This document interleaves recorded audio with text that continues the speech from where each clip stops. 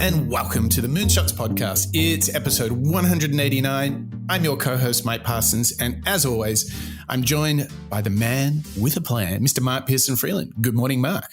Hey, good morning, Mike. This is a pretty fun plan that we have planned for you, the Moonshots team, our listeners, as well as our members today, isn't it? The chefs have been in the kitchen, Mark, and we've got a very timely show ahead of us today, don't we? That's right. Today, listeners and members, we are reviewing and revisiting and reflecting on the shows and the rules that we learned from Mr. Jordan Peterson. And he has been up to all sorts of mischief of late, Mark. He is all over the news. He's getting himself kicked off Twitter. And, it's funny, isn't it, with guys like this? He reminds me a lot of Elon. They are both controversial, newsworthy guys. And with everything that's been going on with Jordan recently, we just thought it would be a great idea to reflect on his work and ask ourselves what we can learn from such a figure. And we're not really going to pass judgment on whether he should or should not be hanging out on the Twitterverse. That's for others. For us, it's all about learning out loud, and he has a great body of work. And I'm sure, Mark, there's something we can learn from those two books that we've studied. Well, that's right. We covered both books back in our library of Moonshot shows. We did his first book, 12 Rules for Life, an Antidote to Chaos, as well as his follow-up book, Beyond Order, 12 More Rules for Life. And I think it was pretty clear upon revisiting those shows, as well as Peterson's body of work, that there is so much that we can learn. Like you say, Mike, we're not here to pass judgment. It doesn't really matter. That's for somebody else to comment on. What we do here on the Moonshot Show is focus on what we can learn. I like this idea of learning out loud and proving that we can learn from so many individuals, authors, entrepreneurs, superstars, athletes, astronauts, politicians, and so on. We can learn a lot from these individuals. And regardless of going deep into all the news stories and so on, taking a snapshot of these tips, these behaviors, these mindsets is what we do on the Moonshot Show, isn't it? Yeah, and we had over 20 different rules that he has captured in his two books, and we've just tried to pick 4 or 5 of them that we think they really have something to them that have really appeared a ton. One of the rules that's coming up will be all about, with whom you compare yourself. A really powerful theme. That's also something that, Brené Brown talked a lot about. And there's there's so much ancient wisdom about just not comparing yourselves to others and how it's a very slippery slope. So Jordan Peterson has some thoughts on that. What else? It wasn't easy to pick these 5 clips, was it, Mike? What else did which one is sticking out for you coming up on the show that you think our listeners are going to love? Well, I think there's a good firm Moonshots listener favorite around growth mindset. So lots of evidence from Carol Dweck around the growth mindset concept. Yes. And we really have found that is a core theme or DNA or foundation of the Moonshot Show, haven't we? So we've got that to look forward to. I think there's also something really specific around doing what is meaningful in your life with regards to work. That was for you and I a big aha moment when we did listen to those rules the first time around. I think that one really stands out. What about you? Yeah, I like that one. We've also got some great Moonshots models of gratitude and accountability. So I think we've pulled together 5 clips that not only give you the breadth of some of the work and the thinking of Jordan Peterson, but really do reflect some of the most important themes that you and I have discovered on the show together. So I think if you were to prepare yourself for this show, there's at least a couple here that should really land for you. We're going to do an analysis of each of those clips, and hopefully you can walk away, learning together with us and learning together with the work of Jordan Peterson and being on the path to being the best version of yourself. So, Mark, what do you think? Shall we kick things off? Yeah, I think so, Mike. I feel ready for Jordan Peterson, so let's jump in. This time, we have some thinking from the man himself about to whom we should compare ourselves. You really have to stop comparing yourself in some ways to other people. And the reason for that is that the particularities of your life are so idiosyncratic that there isn't anyone really all that much like you, because the details of your life happen to matter. And so maybe you compare yourself to some rock star or something like that. And, the person's rich and famous and glamorous and all that, but, they're alcoholic and they use too much cocaine and they've had 3 divorces. And it's like, how the hell do you make sense out of that? Is that someone that you should judge yourself harshly against or not? The answer is you don't know, because you don't know all the details of their lives. And who do you know that you can compare yourself to? That's easy. You. Yesterday. So here's a good goal. It's something like, aim high. And I really mean that. It's like, and we'll talk about that a little bit too. Aim high, but use as your control yourself. It's like, so your goal is to make today some tiny increment better than yesterday. And you can use better, you can define better yourself. This doesn't have to be some imposition of external morality. You know where you're weak and insufficient, where you could improve. You think, okay, this is what I'm like yesterday. If I did this little thing, things would be just an increment better. And, that's a great thing, because you get the ball rolling, and incremental improvement is unstoppable. You can actually implement it, and it starts to generate Pareto distribution-like consequences. It starts to compound. And I've seen that happen in people's lives over and over. And people write me all the time and tell me that they're doing that. But I've seen that happen in people's lives continually. They make a goal that, the goal should be, how could I conceive of my life so that if I had that life, it would clearly be worth living, so I wouldn't have to be bitter, resentful, deceitful, arrogant, and vengeful. Oh, geez, those were some pretty... He was about to go dark then, wasn't he? He was getting into it there. But I think that's a good point to pause and reflect, because I think that's really what this clip and this rule number 4 is all about. It's reflection, isn't it, Mike? It's reflecting on who you are. Who am I? Who's Mark? And where was I perhaps yesterday? Or after a significant event, maybe today, whenever it is. And instead of constantly thinking, I'm not as influential as Peterson, instead remember that it's not a worthwhile comparison. For me, again, this is a bit of a penny drop moment, because it's very, very easy to compare yourself, your successes, your career, your interests and hobbies even to somebody else. But the truth is, it's not a fair comparison because of how different your upbringing has been, your environment, your ecosystem, and so on.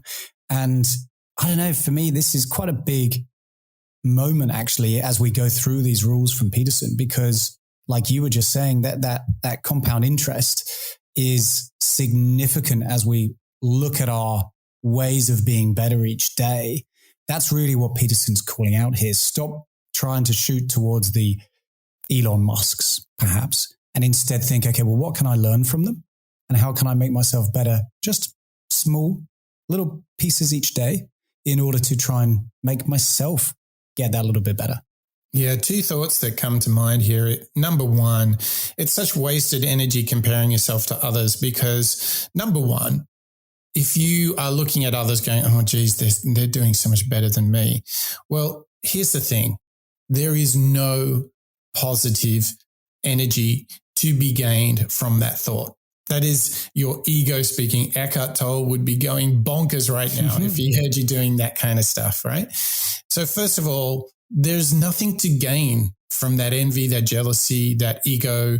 Like there's nothing to gain. That's the first thing. Second thing, I can't remember which show it was on, but one of the clips we've played in the last month or two, Mark, someone said, well, the working class guy is looking at the rich guy envying his money, and the rich guy is looking at the working class guy envying the simplicity of his life. Yeah.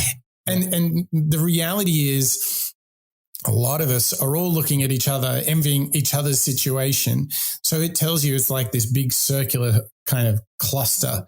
The reality is that the best thing you can do is make commitments to yourself and work hard to reach them every single day. And if you can just be 1% better every day, this is huge, because if you do it every single day, day after day, you will turn back maybe in a week, in a month, maybe it's a whole year. And then you go all of a sudden, wow, look at that. I mean, we started this show, Mark, and we would get a couple of 100 listeners each month. And 2 years later, we get 25,000 listeners a month, and it just is growing like crazy. But each show, we just turn up, do it a little bit better. And we can do that in our lives. And here's the thing, because everyone makes mistake. There's no such thing as perfect. What there is working hard, learning, and doing it a little bit better the next time. Because that learning is so satisfying, because even if you're not at your end goal, if you can love the process, if you can get addicted to the compounding, the meaning in your day comes from knowing that, hey, I did it better yesterday. Hey, and today I did it a little bit better again. And if you can just bring yourself into the moment and say, am I doing it better now? Then you can not be held hostage by all those comparisons that Jordan Peterson talks about. I mean, this I think a lot of people in the age of Instagram and social media struggle with a lot. I think everybody thinks everyone else is having a great life. Yeah. Don't you? Yeah, I think you're right. It's very easy to look at whether it's podcasts, social media. Everybody's got a TV show nowadays. It's an unfair ecosystem to try and compare yourself to others, isn't it? And what you've just said, it's wasted energy. Instead of looking at somebody else thinking, oh, I wish I had what they had, channel that into something more productive. Yeah, compound take interest. this example, Mark. Have you seen like all the people, all the Instagram models getting in trouble for photoshopping the last few months? Yeah. Yeah. So why would you compare yourself if you're a woman looking at those women? Why would you even compare yourself? Because it's all photoshopped anyway. It's photoshopped and fake anyway. It's an illusion. Yeah.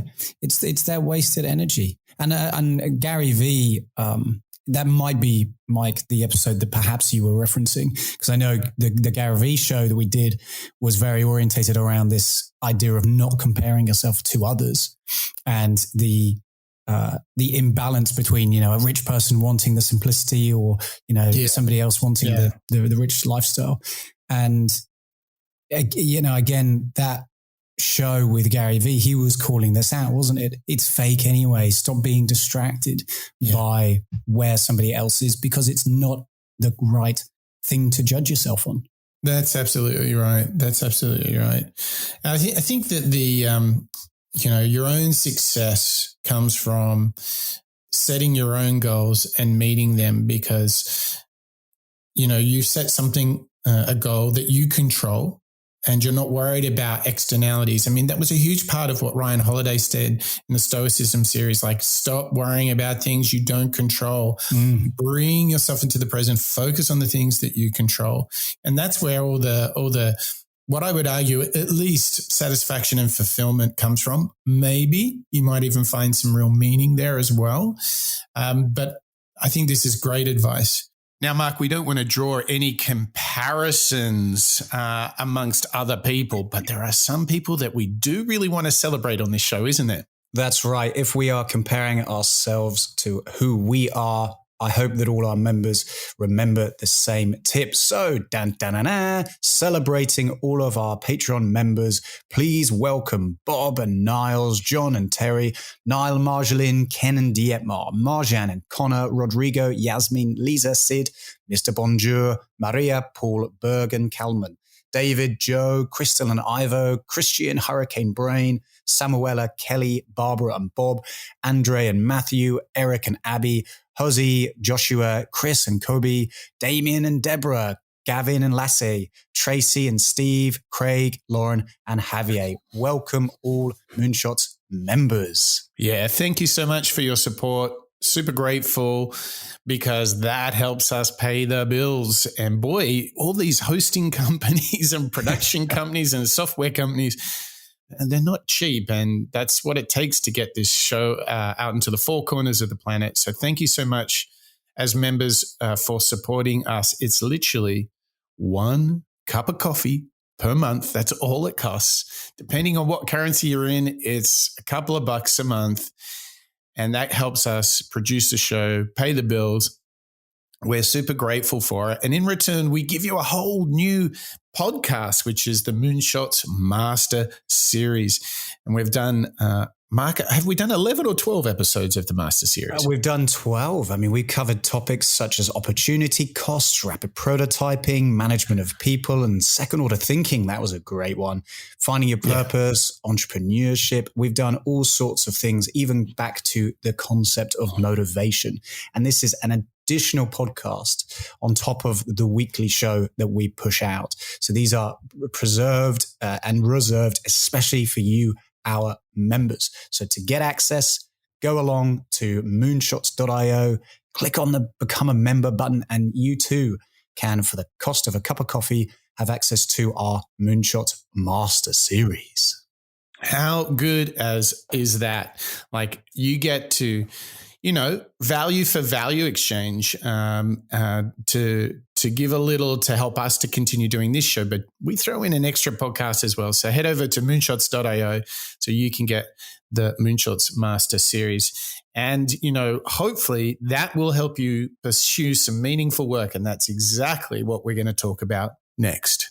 And this first clip we got from Jordan Peterson is actually introducing 2 rules at the same time. Rule 7, do what is meaningful, as well as Rule 8, tell the truth. So let's hear from Jordan Peterson. Give us this 1-2 punch about the pursuing truth. Rule 7 is do what is meaningful and not what is expedient.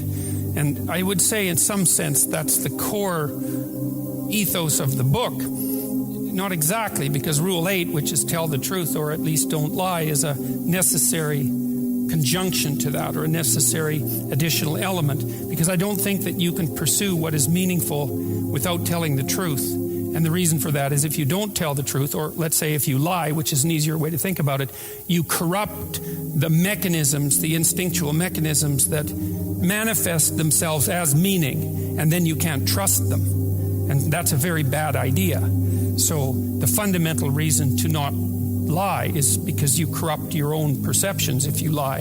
And when you corrupt your own perceptions, then you can't rely on yourself. And if you can't rely on yourself, then, well, good luck to you. Because what are you going to rely on in the absence of your own judgment? You've got nothing if you lose that. Rule 8 is, as I said, tell the truth or at least don't lie.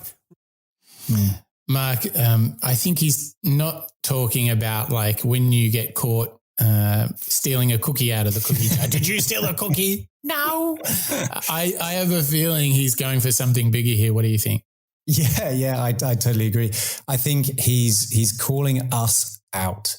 He's calling out the fact that if you lie to yourself, then you have a tendency to perhaps influence the way that you behave, the way that you interpret actions of others, and the way that you kind of interact with the world. That's what I'm getting from these 2 rules. And I think to build on that, he goes to a place where he really reveals the core of the book, which is to do what is meaningful, not what is expedient. And I think, Mark, this might be one of the biggest themes, not only of Peterson's work, but of the Moonshots podcast itself. Because after 129 episodes, I can tell you this idea of doing what matters, doing things of impact, doing things where true value is created, right? Things that make you feel fulfilled, satisfied, maybe a bit happy, maybe that you feel like you've achieved your purpose, you're finding some meaning in life, which is truly the greatest pursuit, versus what is expedient. And I think this is where we cheat ourselves. This is where we tell those lies. He's basically saying, don't take the easy path, take the hard path. And once you get this thought to there, what you can see is that this is so deeply related to the advice that we've had from so many people, authors, academics, even Joe Rogan himself, Jocko Willink, where they talk about embracing discomfort. Problems, as Jocko would say, are good. Yeah, I think you're right. This is the antidote to the chaos of life when we're surrounded by distractions, by individuals who might have what we think we want. And I want to re-emphasize that word. You think that you want something when the truth is it doesn't really matter.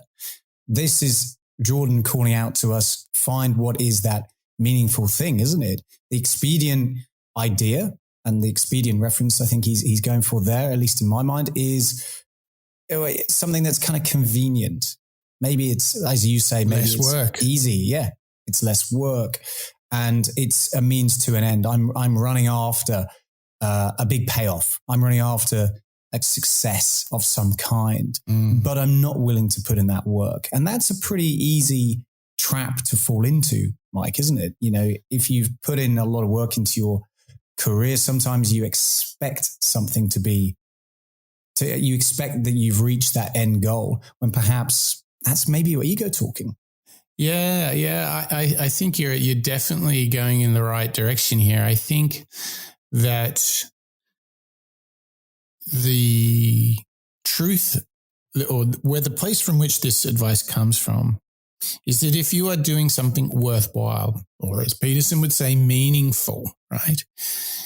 You must accept that it will not be easy. And I think it is in this that you can go to another step and say, if it's starting to hurt, then you know you're doing the right thing. And I'm not talking about putting yourself in jeopardy here.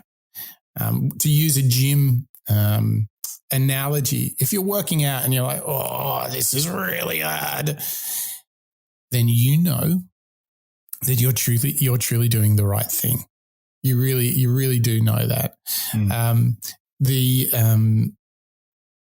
I think the important thing here is once you say to yourself, okay, I am prepared to follow my purpose, to live my purpose, to be the best version of ourselves, which is everything this show is about. Once you've kind of established that, the next thing you can say, it's going to be hard, ugly, uncomfortable, and I'm okay with that. And I think it's at this point where many of us struggle because we're like, well, I've been doing this for a couple of years and I'm not getting the results. As Goggins would say, don't give up, right? Don't let go and take the expedient path that Peterson is talking about. Because, you know, it's really interesting how this comes back to one of the clips we had on Joe Rogan, and he was talking about like, who wants to win the lottery, man? Like, that's going to feel good for like a half a second, right? And there's a lot of studies to suggest that winning the lottery is actually not like a great thing, right? I don't know if you heard about all of the, it causes chaos in people's lives. They have all this money. They don't know how to manage it. People start trying to like grab that money in some nefarious way. So Rogan talks about, God, earn it. How much better is it going to feel? You might have a tenth of money, but you earn every single dollar. And that is doing what is meaningful, not what is expedient. And Mark, I would say the reason this is so hard to truly practice is we are presented with what I call the pollution of the overnight success. We all think these amazing people came out of nowhere. But what we've discovered on this show is there's enormous sacrifice for people. You know, I remember Jack Ma got rejected from 38 job applications before he got his first job. Wow. He went on to create Alibaba, of course. Like, my point is this, I think so much happens when you say problems, good, uncomfortable, yeah. It's almost the same thing I do when I'm running really fast, when I'm jogging outside and it feels pretty uncomfortable. I know that I'm entering a stretch zone, a healthy push of my limits. And I think another theme that, just to wrap this up, is what we've also learned is that we have far more potential than we know. If only we can accept that the pursuit of meaningful action is inviting challenge and hardship into your life. If you can just accept that and go through it. I mean, think of the people that run 100-mile races. what would have been thought unheard of, impossible 50 years ago, people now run that, pushing the limits, saying, hey, I'm prepared to go through the discomfort. I think this is one of our greatest challenges societally now, is to be prepared to do the hard work, because our minds are polluted by social media, all these false overnight success stories, all these six-pack abs, all of these women that just look like they're from the planet Venus, all of these manufactured propaganda that everyone else is living the perfect life. The answer is no. It's hard. It's hard. But you got to do it if you want to be the best version of yourself. Embrace the hardship, right? Yeah, that is the antidote to chaos. The thing I'm reminded of as you were talking is that amazing story from Matthew McConaughey, where he gets those offers for that rom-com. Yeah. And gradually it goes up from, I think it was 4 or 5 million, then 8, then 10, then 12. And I think it settles on 15. And he just keeps on saying, no. And that would be the easy way out, wasn't it? That would be the expedient way. But he knew in his heart that he wanted to find that more meaningful route, that more meaningful journey. And what happens 2 years later? He doesn't work for 2 years. He's in that valley of darkness, wondering if he'll ever work again. But he stays true. He stays on the path towards meaning. And he does. He comes out the other side and finds the journey that he was looking for, this more meaningful roles, these more meaningful stories that he wanted to tell in Hollywood and on TV and film. I think that's a great example, actually, Mike, of some of the other individuals that we've learned from that brings to life this truth of meaning and this truth of, seeking that honesty in your life. I think that's really is that antidote to chaos that you were just saying. The busyness of life and distractions, social media and so on getting in our way. Yeah. It's so easy to all fall into that. I have one last thought. And I know listeners, you're probably thinking, geez, they're banging on about this one a lot. It was 2 rules in one. So give us a break. It was 2 rules. But I do think, as Jordan Peterson suggested, this might be kind of the gist to the whole book. I think there is like another way of expressing these thoughts from Peterson that we've been exploring about meaning and versus expediency. And I think, this idea of being prepared to do the hard work today and defer results for a later point in time. And I think this deferring of instant gratification, I think if we get to like a habit of where we are right now in how we live and work as a society, I think we have an enormous challenge with this, because I think about this idea of, I love reading. And so if I think, I'd really love to read something about this, or someone recommends something.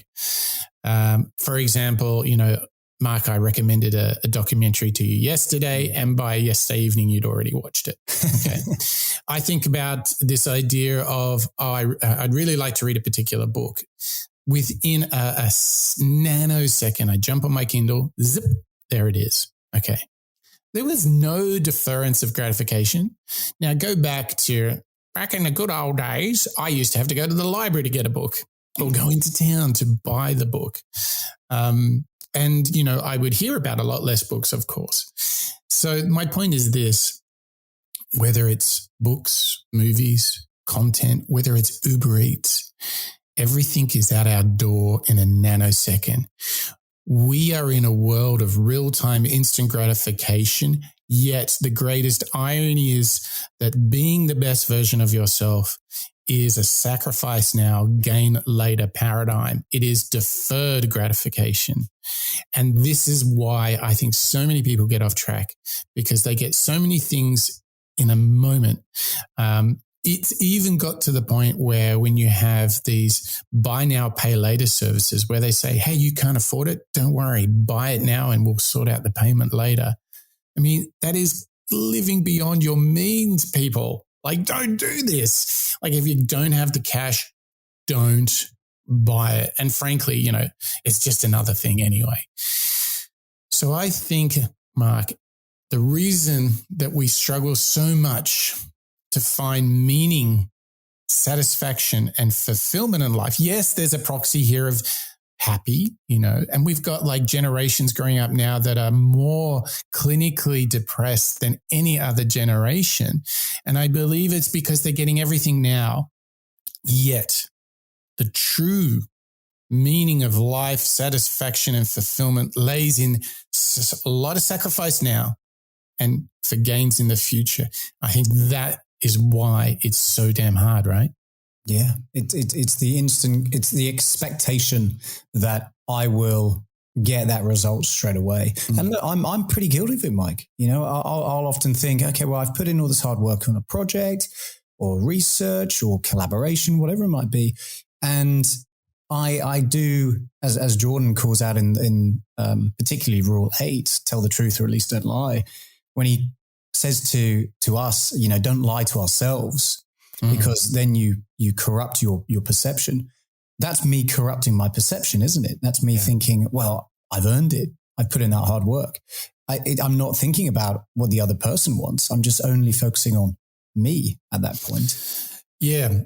I totally hear you. I think that the last thought that I would love us to kind of discuss before we go to the rest of the rules is, in true Moonshot style, I think we have to ask ourselves, what could we do? Okay, so we finished recording the show. What would be something you would do if you said, look, I need to kind of get myself on track to make sure I'm being the best version of myself. What could I do to make sure I'm not taking the shortcuts, but I'm really, sacrificing now and for enjoying the gains later? What do we do, Mark?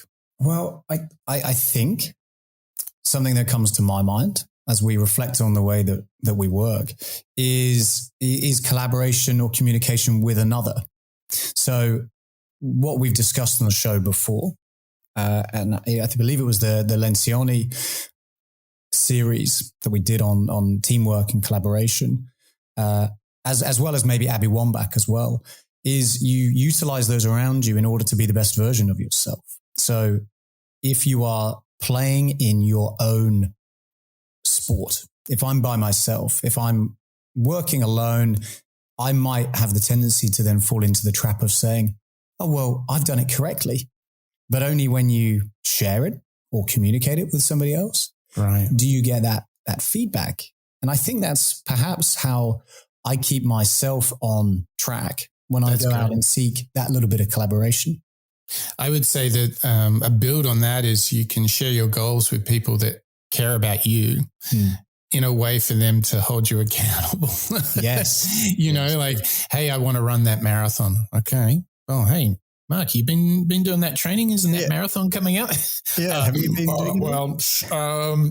You see, I've been busy. I would say also dare to ask yourself, who do I want to be? Write about it. How do I want to live my life? Write about it. Manifest it. Not only through writing, but take time to meditate on the vision you have of who you want to be. Don't just vaguely having this idea, I want to be kind of a good guy and I want to help out a bit. Define that. Right?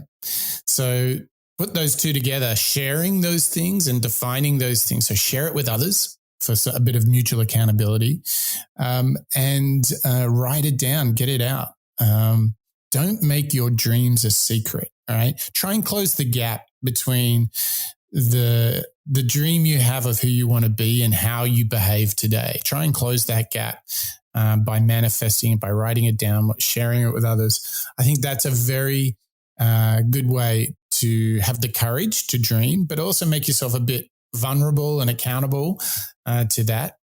And I think a last thought here is when you build these habits, routines, and practices, whether it's waking up early, getting into bed early so you can wake up early, whether it's doing stretches, whether it's cold showers, whether it's whatever your habits are, build these habits so they are like a rock.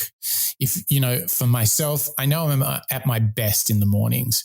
So you know what? It's like mission number one to get my ass into bed early, because I wake naturally at about a 5:30, 6 o'clock region. And so the beautiful thing is that I don't need to set an alarm if I'm getting into bed early, because I'll just naturally wake when my body's had sufficient sleep. Now, that's how I'm trying to find meaning in my life. So ask yourself, do I have the right routines, habits, and rituals that set me up for success?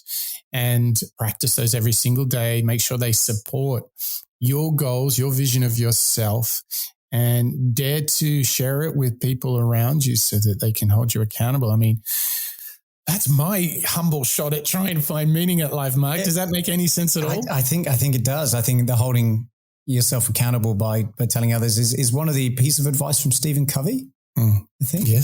And his 7 Habits of Highly Effective People, I believe. Yeah. Sit back and enjoy this one. It's a bit longer than usual, but it is well worth the wait. So let's, for the last time in this show, listen to Mr. Jordan Peterson. Final rule.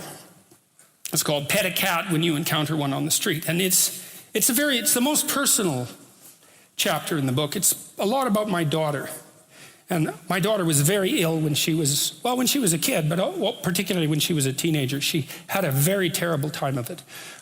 She had juvenile rheumatoid arthritis, and when she was between the ages of 14 and 16, it first destroyed her hip, which had to be replaced, and then it destroyed the ankle on her other leg, which had to be replaced. And she walked around for 2 years on broken legs, and she was taking massive doses of opiates and could hardly stay awake. And she had this advanced autoimmune disease, which produced all sorts of other symptoms that were just as bad as the joint degeneration, but which are harder to describe.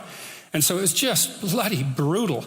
And as a test of your faith, there's almost nothing that's more direct than a serious illness inflicted upon an innocent child, right? And so the chapter is a meditation on that, and also on, what to do in a situation like that, because everyone is going to have a situation like that in some sense, because you'll be faced with illness in the people that you love and in crisis. And so it's a practical guide to coping with those sorts of things. Like, and one of the things you do when you're overwhelmed by crisis is you shorten your time frame.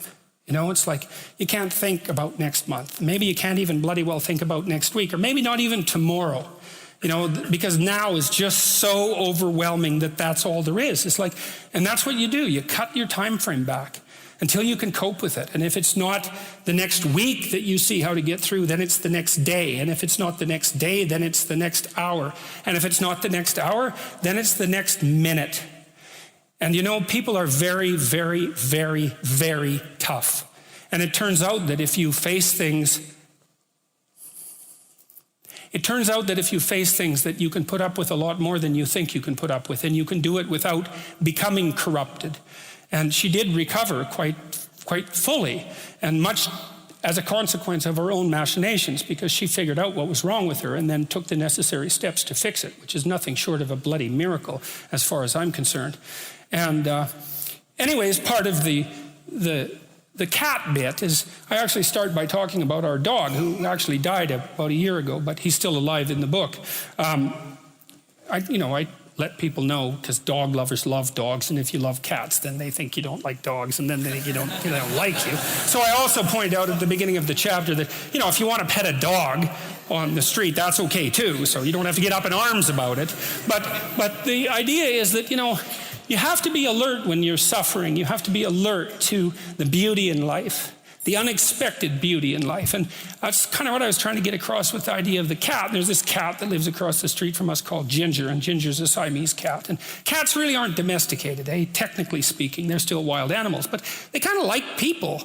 God only knows why, but they do, And so Ginger will come wandering over, and our dog looks at her, but they're friends, and she rolls over on his back, and Seiko used to, nose her a bit. And then she'd kind of mosey over and let you pet her if she was feeling like it that day. And, you have to look for that little bit of sparkling crystal in the darkness when things are bad. You have to look and see where things are still beautiful and where there's still something that's sustaining. And you narrow your time frame and you be grateful for what you have, and that can get you through some very dark times. And maybe even successfully if you're lucky. But even if unsuccessfully, then maybe it's only tragic and not absolute hell. And maybe I think, and this is sort of what I closed the book with, is this idea is that if we didn't all attempt to make terrible things even worse than they are, then maybe we could tolerate the terrible things that we have to put up with in order to exist. And maybe we could make the world into a better place, and it's what we should be doing and what we could be doing because we don't have anything better to do. And that's what the book is about. And that's the end of 12 Rules for Life. Thank you. Find gratitude and notice the beauty in life, because the journey's going to be hard, and don't make it harder on yourself by not looking around and petting the cats, smelling the flowers. Yeah, it was like he'd just been hanging out with Eckhart Tolle and yes, talking about being in the moment, the power of now. When in doubt, you do have the now. Wasn't that something powerful from the Eckhart Tolle show? Yep, focus on the power of now. That's the only thing that matters. It doesn't matter where you were yesterday in the past or where you're going to be in a minute or an hour's time. Just focus on right here, right now. Another one of his rules, and this is about this kind of idea of self-accountability. And it all is told through this idea of what's in the fog. Do not hide unwanted things in the fog. Yeah, that's a good one. Imagine that you're wandering through the fog and there's pits that you could fall into, and that there's knives that you could impale yourself on. There's sharp edges everywhere. It's like, well, that's terrible. It's terrible that the world's full of pits and sharp edges and knives hidden in the fog. It's like, well, yeah, but what if you disperse the fog?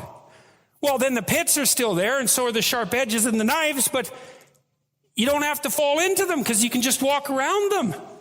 And that's another reason why it's so useful to face things. It's like, well, if you become articulate about what it is that's disturbing you, then you sharpen up your representations of the catastrophe, let's say. And then you can it turns out that it's much more probable that you can deal with it.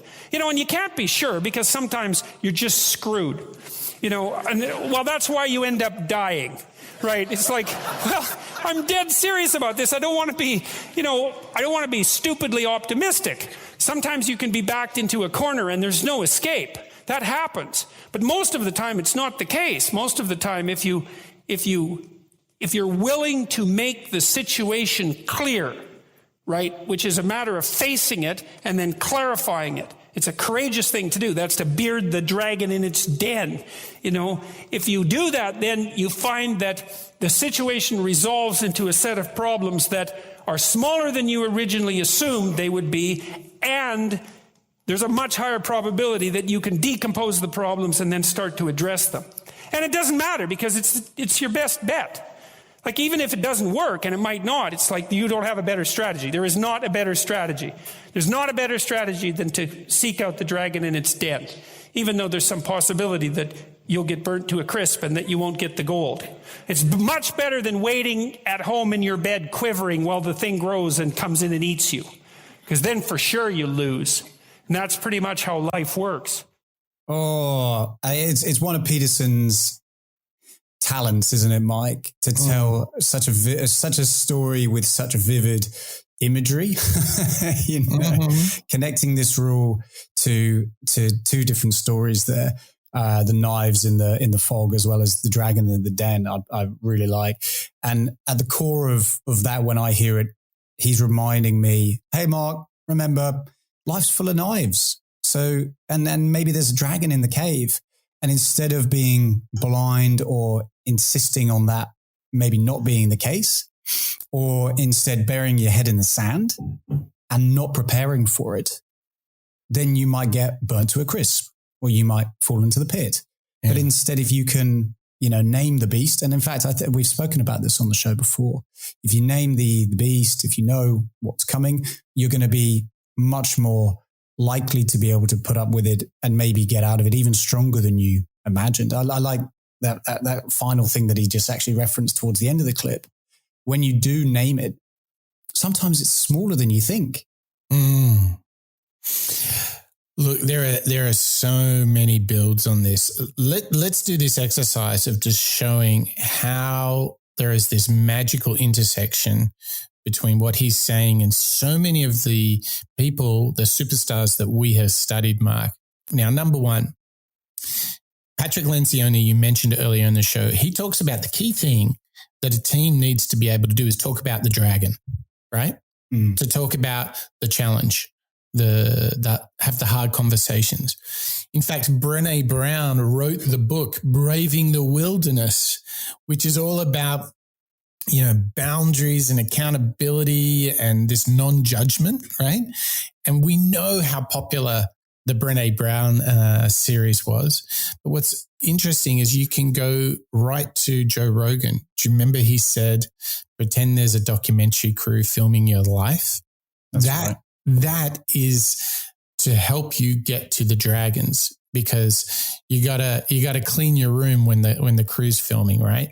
You've got to, if you want to perform in a team, you've got to be able to talk about hard things. You got to have, like Goggins talks about, an accountability mirror. You got to look at yourself and face the dragons. We talk about the proverb of facing your demons. At some point, we must all come to terms with them. And I love this idea that he's basically saying, if you don't choose to go out and meet the dragon's certainly going to come get you. Yeah, it's inevitable. Great, right? Isn't it amazing how this thought we could see in anyone from Brené Brown, Joe Rogan, Patrick Lencioni, David Goggins, and far beyond? It's really a fascinating theme that has come back so much on the Moonshots podcast, isn't it? I think it's, for me, the proactiveness that a lot of these moonshotters are demonstrating. They're all going out and putting that front foot forward, so to speak. Seeking discomfort. They're seeking the discomfort. And in doing so, they're getting stronger, they're getting better, they're getting where they are now. They're becoming superstars. And, that's the call out here, isn't it? In these rules, as well as all the work that you've just mentioned. Let's dig into rule number 7. So this is the second half of Beyond Order, 12 More Rules for Life. And in this rule that Jordan Peterson is going to introduce us is about stretching ourselves to find our limits. Yeah, and then rule 3 is analogous to that. Work as hard as you possibly can on at least one thing and see what happens. Well, it is a corollary to that. It's like, well, one of the things you want to discover when you're young, or one of the things you want to discover at some point in your life, it's better to discover it when you're in your 20s, I think, is, well, just how hard can you work on something? Like if you pick something, I don't care what it is, again, you think, I'm going to go flat out on this and see what happens. And that's also useful too, because there's no other way of really discovering your limits, right? And you kind of want to know what your limits are. I think one of the things you need to do in your life at some point is push yourself farther than you can go. So you kind of push yourself past the point of exhaustion. Think, oh, that's good. There's the point of exhaustion. Well, you can't stay there, because if you stay at the point of exhaustion for any length of time, well, then, you'll degenerate, right? Because that's just too much. But you can find that point, and then you can pull back, and you can think, okay, well, I can't go farther than that. I kind of know where my limit is now. I can pull back, and I can operate within that limit, but then at least you know where your limit is. And that's an unbelievably useful thing to do as well. And the other thing, too, is like, well, how are you ever going to discover if you could possibly be successful at whatever you want to be successful at, unless you push yourself in at least one direction right to your bloody limit? And it's another thing, that we don't teach young people, and it's quite striking to me because it seems kind of obvious. It's like, well, who are you? You're 19, you're 20. Who are you? Well, you don't bloody know. How do you know? It's like 6 years ago you were 13. You don't know anything. So what are you capable of? Well, you don't know. Well, how are you going to find out? Well, you're going to push yourself at something farther than you can go. well, then you have some sense of where your limits are. And your limits are going to be, they're not going to be where you think they are in all probability. Well, some of them will be a little closer than you want them to be, but a lot of them you'll be able to push yourself way farther than you think. And so that's an unbelievably useful thing to do. And so and then maybe, if you really wanted to get ambitious about it, you could push yourself as far as you could go in 5 or 6 different directions. And just find out, where are your contours, What exactly are the limitations of this form that you're inhabiting? And you get some sense of who you are and what you're good for, and that's a lot. This is part of the reason why I'm not happy with this continual injunction in our society to have more self-esteem or to be happy. It's like, well, first of all, good luck with being happy. And, it's just not going to work out when you're not happy. And things are going to come along that are going to make you not happy. And then if the whole purpose of being is to be happy and you're not happy, then as soon as you're suffering, you're done because you got nothing. Mark, there is so much in that clip. Let me just try and give you a quick selection of thoughts that came to me. He talked about pushing your limits in order to have the that you can go way further than you might imagine. That is great. The other interesting thing that you see in this story of pushing yourself is that it also sets boundaries for your circle of competence. It helps you understand the games you want to play, the games you shouldn't play.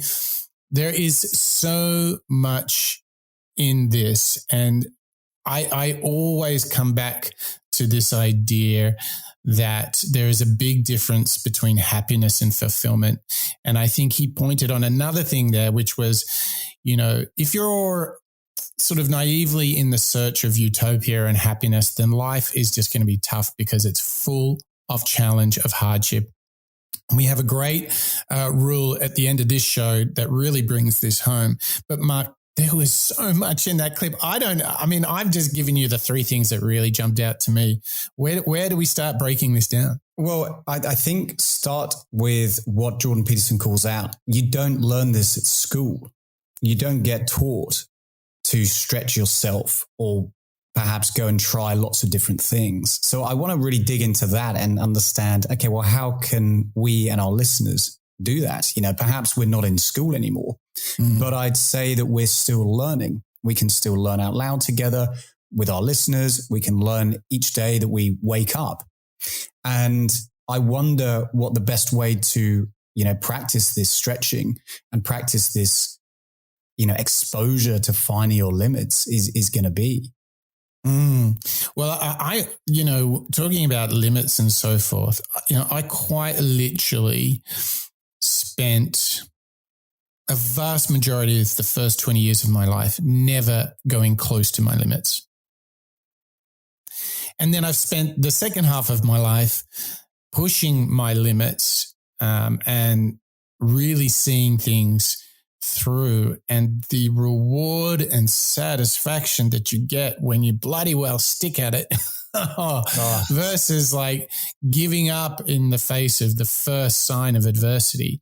I mean, this is such a powerful thought, isn't it? Yeah, it's huge because I think it's pretty relatable. It's pretty common. I think it's very, especially nowadays where we have lots of gratification. It's quite easy to go and find or buy or receive whatever you want, whether you wanted a coffee right now or you wanted a drone or an iPad. For a lot of people, it's quite easy to go and source those. And it's, I think, made us a little bit soft because we're no longer fighting for that receival. I think we can still fight for perhaps achievements at work. But if you were to ask somebody who's maybe starting out in their career, hey, you haven't achieved such and such, you haven't achieved that title or that role, and that sounds like what's motivating you. How do you feel? I think you're going to find that they're feeling pretty unmotivated because they haven't received it yet. So this inability to want to drive, work hard to achieve that next level is possibly because they're not ready to go out and give it a go and work as hard as they can. Yeah, I think here it's what we can do to kind of live this rule out is to set ourselves a healthy stretch goal. Yes. What do you think? So let's do this as a bit of an exercise. Is there a stretch goal that you could think about in any part of your life that would be really kind of paying homage to this idea of work as hard as you possibly can on at least one thing and see what happens? What would be one thing you could push as hard as you could on? Yeah, it's a great question. I think it's the self-reflection. You know, we're already learning out loud, digging into it every single week. And I'd say that I definitely do perhaps more than some. But what I could do is go even further. I could go much deeper. I'll do my 10 minutes of meditation every day. I'll do my journaling. I'll do my stretching. I mean physical stretching, rolling and so on. But I could take all those another level higher. And that could be quite interesting to see where my attention deviates, where my body deviates. It could be quite interesting to go and do that. How about you, Mike? Where would you work as hard as you possibly can? Yeah, so I would say that to come back to what I said earlier, because I was, shall we say, a little on the lazy side for the first half of my life. I don't believe that now, actually. Yeah, well, I probably need to go and sit on the couch and talk to Jordan Peterson about this. But when I had my aha moment at the age of 20, and I was like, dang, I think I might want to apply myself right now. I think I had a very dramatic counterbalance. So I kind of got into beast mode and just never really got out of it. I think that perhaps the working hard as you possibly can was always there from a work perspective, you know, doing my job.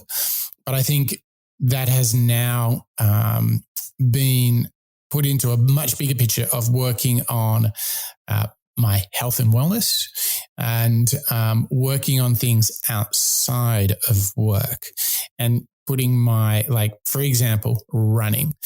So I'm doing a lot of running and I'm working really hard. So I have holidays coming up and I will attempt a 20-kilometer run on my holiday, which I've never done. So the longest distance I've ever gone is 16 kilometers. So I'm going to put a 20 there, and it will absolutely amaze you. If you had said to me a year and a half ago, oh, Mike, you can smash out 16 kilometers once a week, I would have said, you're crazy.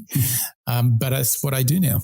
So on the holidays, I will go for 20 kilometers. So I'm very excited about that. Oh, wow. Good work. I mean, isn't it interesting?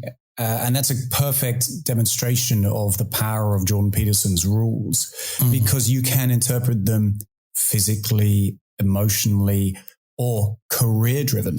Yeah, personal, professional. Exactly. I think that's the power of a good parable or a good metaphor, is it has that wide application, right? Yeah, I totally agree. And we're going to come on to talk about, relationships, vices, and so on in the rest of this show. And again, it just shows us how applicable they all are to us, Mike. I think one thing I want to say before we move on to this next clip is that what Jordan pointed out at the end there is going to be a theme that we come back to in this show, which is get ready to change your expectations of happiness. I think that, and this was incredibly powerful in my own personal case. Once I figured out that hard work was part of feeling much more than just happy, but feeling satisfied, fulfilled, that I am living up to my purpose in life. And that equation, that the choice that we always talk about in the show, Mark, to be the best version of yourself. The thing that I discovered and the thing I work on every single day is being prepared to do the work, to encounter the hardship, to embrace the discomfort. Give up the falsehood of utopia and find that life is all about, going through the obstacle, not avoiding it, not judging it, going through the obstacle. Well, there you are, Mark. We have covered quite some ground. 5 very different thoughts and rules from Jordan Peterson, the newsmaker, the controversy man himself at the moment. We're here to learn. And my question for you is, out of those 5, when you think about comparing yourself with others and meaningful work and all of the other good ideas there, which one feels like needs your attention right now? Is there one of those that you're going to put a little extra study on? Well, you know what's funny? I think the initial time of that I was introduced to these books, I remember Do Not Hide Unwanted Things in the Fog as a massive aha moment. This idea of being accountable and admitting things and naming the beast, as we've heard. I think that was really, really important. But actually, what I'm starting to lean towards now is this idea of doing meaningful work. Rather than going for let's say, the expedient or the fast way instead, and maybe sometimes the easy way, instead choosing that meaningful path, that meaningful work that then allows you to prioritize, but also just look back one day and say, hey, I did that. I'm pretty happy with that. What about you, Mike? I like that one too. And that's certainly a huge theme that we've discovered in the show. Look, just not comparing yourself with others, right? Just compare yourself to who you were yesterday. What a big idea. So that's something for me to go and work on. Well, Mark, thank you to you for joining me in this journey of reflection and review of the work of Jordan Peterson here on show 189, Jordan Peterson, The Essential Rules, from us here at the Moonshots podcast. And it started with idea number 1, compare yourself to who you were yesterday, not to someone else today. Very good stuff. And then we go a little bit deeper. Pursue what is meaningful, not what is expedient. That's right. Just like JFK in 1962, going to the moon was not going to be easy, but you do it because it's meaningful. We love that kind of stuff. And then we really kind of turned into some really important themes such as gratitude and accountability, essential practices of any moonshotter. And if there was an idea that is the top of the pyramid for us here at the Moonshots podcast, it's the growth mindset. And that's exactly what Jordan Peterson left us with the idea to work as hard as possible so that you can at least get one thing to that top, see one thing through and just see what happens. What a great rule to do the work. And that is a fundamental principle of us here at the Moonshots podcast. This is how we can be the best version of ourselves. And it's such a pleasure to learn out loud together with you, our members, and our listeners. All right, that's it for the Moonshots podcast. That's a wrap.